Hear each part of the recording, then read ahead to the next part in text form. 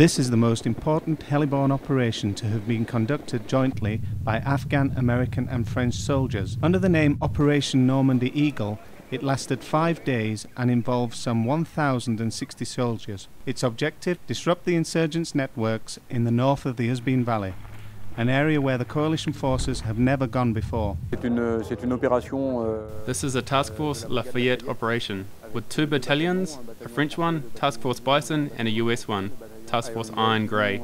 They will operate together in the Uzbin Valley, and it is the first time, at least in Afghanistan, that they will coordinate at such a scale. Each of us has a specific culture, but our soldiers are essentially alike. That is in the way that we do our job. And I noted that there are differences regarding the procedures between the Americans and the French. Considering the Afghan Army, they now are old partners of ours. They make quick progress, and now they have no problem neither being with us nor taking the lead on long and difficult operations. We're doing this operation with our Afghan colleagues, our Afghan brothers. We have Afghan Army soldiers involved in this operation, Afghan police involved in this operation, and Afghan National Security Directorate involved in this operation. Advancing way to the depth of the Uzbin Valley, a complex mission that demanded 2 fronts simultaneously.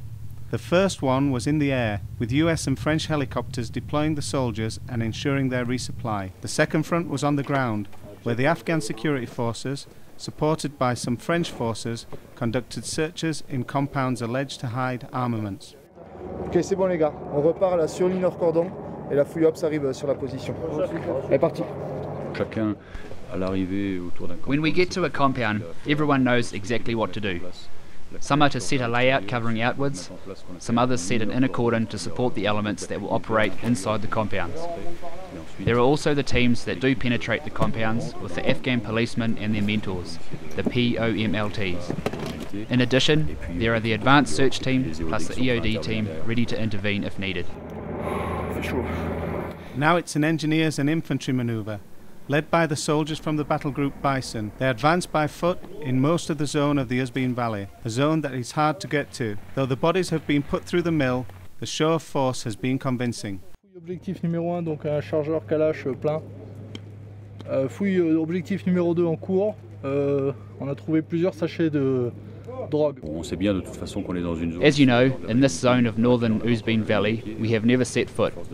At least the coalition forces have never come so far northward. We have come in force. We were heliborne at night thanks to our US allies' assets. It's not less than 450 bisons that were deployed by air during the night.